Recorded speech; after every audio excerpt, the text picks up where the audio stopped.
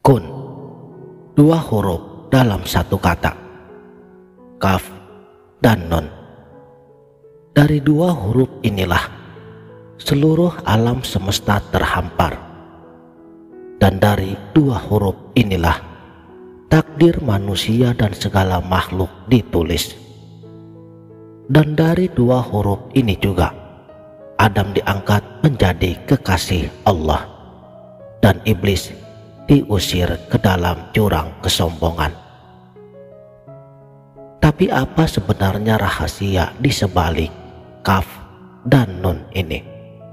Mengapa dua huruf yang sederhana bisa menentukan nasib abadi dua makhluknya?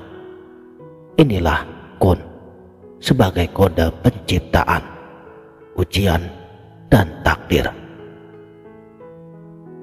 Bismillahirrahmanirrahim. Assalamualaikum warahmatullahi wabarakatuh. Salam sang sejati. Bayangkan sebuah pohon raksasa yang akar-akarnya menembus langit ketujuh. Dahan-dahannya menjalar ke setiap sudut waktu. Buahnya adalah bintang-bintang, dan daunnya adalah takdir segala makhluknya. Inilah pohon penciptaan, dan bijinya adalah kun. Syekh Izzuddin dalam kitab Asy-Syajarah berkata, kun adalah benih, kaf dan nun adalah pasangan yang memberinya hidup. Kaf adalah simbol kauniyah, alam semesta yang fana. Nun adalah simbol nahnu khalaqnakum, kekuasaan Allah yang abadi. Tanpa nun, kaf hanyalah debu tak bermakna. Tanpa kami menciptakan, alam hanyalah kegelapan. Tapi di sini misteri abadi itu dimulai.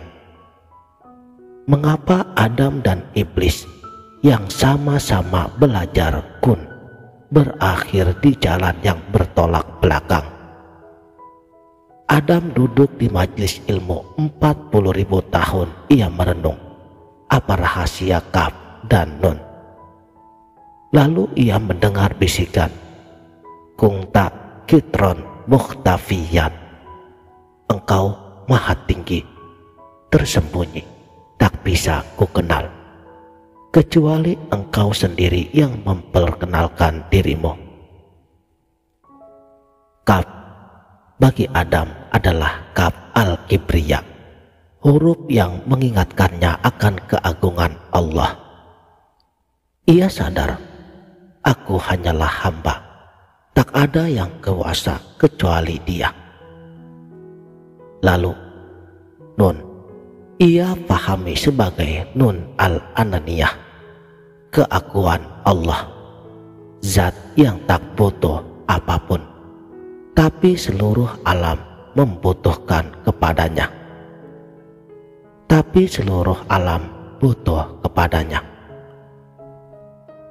Dan saat itulah Allah Subhanahu wa ta'ala berfirman, innani annallaha la ilaha illa ana fa'budni.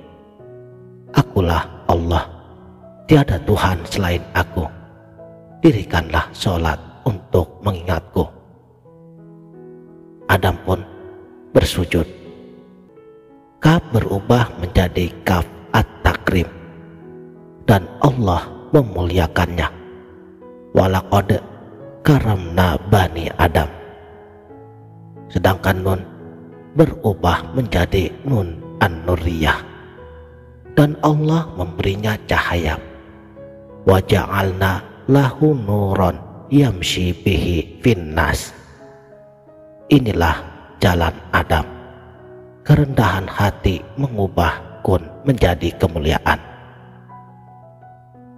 Tapi iblis, ia duduk di kelas yang sama, 40.000 tahun yang sama, namun ia membaca kun dengan mata yang berbeda. Bagi iblis, kaf adalah kaf al-kufriyah, huruf yang ia artikan sebagai penolakan. Aku lebih mulia, aku dari api, dan Adam dari tanah. Dan Nun, ia melihatnya sebagai Nun an-nariyah, api asal penciptaan, api lebih tinggi dari tanah. Aku tak pantas untuk sujud kepadanya. Dan Allah pun kemudian berfirman, fahjuruhu inna alaika laknati. Keluarlah, kutukanku atasmu sampai hari akhir. Kaf dan Nun yang sama, tapi bagi iblis ia menjadi kutukan abadi. Kini pertanyaannya adalah, bagaimana kita membaca kaf dan Nun dalam hidup ini? Apakah kita membacanya seperti Adam yang melihat kaf sebagai ketundukan dan Nun sebagai nikmat cahaya ilahi? Ataukah seperti iblis yang mengubah kaf menjadi kekufuran dan Nun menjadi kesombongan yang akhirnya membakar dirinya? Lihatlah diri kita saat rezeki datang. Apakah kita selalu mengucapkan Alhamdulillah, Nun hikmah, ataukah malas berkata, ini karena usahaku, Nun ananiyah? Saat diuji, apakah kita bersabar, hasbunallah, kaf kauniyah, ataukah malah marah-marah, mengapa aku, kaf kufriyah? Dan Syekh Izzuddin mengingatkan, kun adalah cermin, ia akan membalas bagaimana engkau membacanya. Maka di sini, di antara dua huruf itu kita berdiri. Kaf bisa menjadi kaf at-taqwa, ketundukan yang memuliakan, atau kaf al-kibir, kesombongan yang menghinakan. Nun bisa menjadi nurullah, cahaya yang membimbing, atau nar, api yang membakar. Semua pilihan ada pada kita, seperti Adam ataukah seperti iblis. Faiza azamta fatawakal 'alallah.